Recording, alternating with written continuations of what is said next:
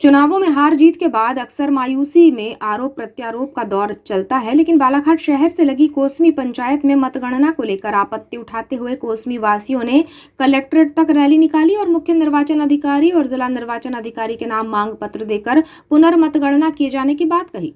Rally के दौरान गांव की जनता ही सरपंच है, चुनाव में धांधली बर्दाश्त नहीं जैसे नारेबाजी के बीच सैकड़ों ग्रामीण अपनी आवाज बुलंद करते रहे। 8 जुलाई को तीसरे और अंतिम चरण के मतदान के बाद मतगणना भी पंचायत स्तर पर की गई। बालाघाट नगर से लगी कोसमी पंचायत यूं तो कई बार विवादों का सामना कर चुकी है और चर्चाओं में भी रही है। इस बार चुनावी माहौल में कोसमी पंचायत में जीत हार को लेकर पेंच बरकरार है, जिसमें मतगणना पर सवाल उठाते हुए ग्रामीणों ने रैली निकालकर कलेक्ट्रेट पहुंचकर ज्ञापन सौंपा। यहां deputy collector Tarun Nayak, CSP अंजुलयंक Mishra ने ग्रामीणों को समझाइश देते हुए कानून व्यवस्था का पालन किए जाने की बात कही और जिला निर्वाचन अधिकारी को अवगत कराते हुए पुनर्मतगणना पर विचार किए जाने का भरोसा दिलाया।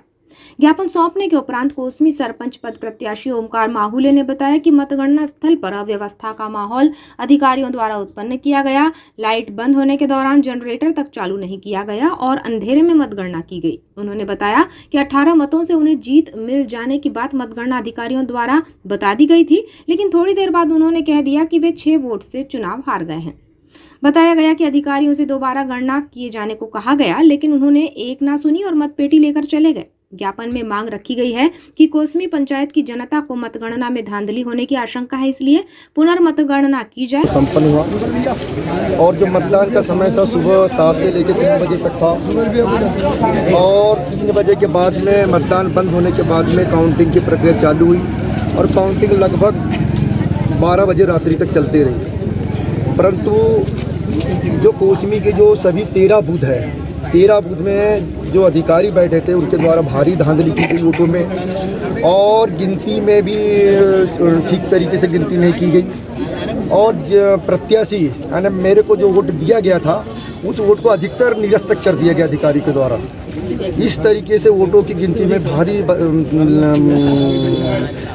ये किया गया, प्रत्याशी के द्वारा तुम्हारे विरोधी के साथ मिलकर गड़बड़ी की गई।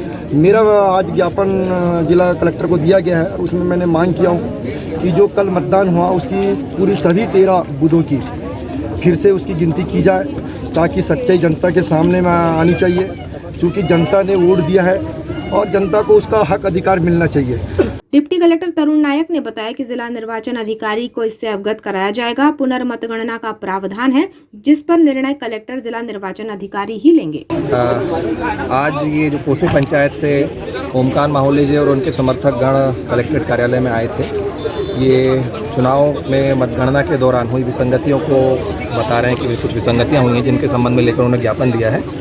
तो आज सीएसपी साहब और हमने और थाना प्रभारी साहब ने ज्ञापन दिया उनका और इस संबंध में ज्ञापन चूँकि मुख्य चुनाव आयुक्त अधिकारी को संबोधित किया गया है, कलेक्टर साहब के नाम पर संबोधित किया गया है, तो जिला निर्वाचन अधिकारी महोदय को संज्ञान में लाया जाएगा और तत्पश्चात नियमानुसार कार्रवाई की जाएगी। लाभ में कोई ऐसा प्रोविजन है जिसके अनुसार आगे की कार्रवाई की जिसमें हो सकती है? हाँ, इसमें मतगणना पुनर्मतगणना के संबंध में प्रावधान है जिसका खुलासा जो है और जो निर्णय है कलेक्टर साहब के द्वारा लिया जाएगा।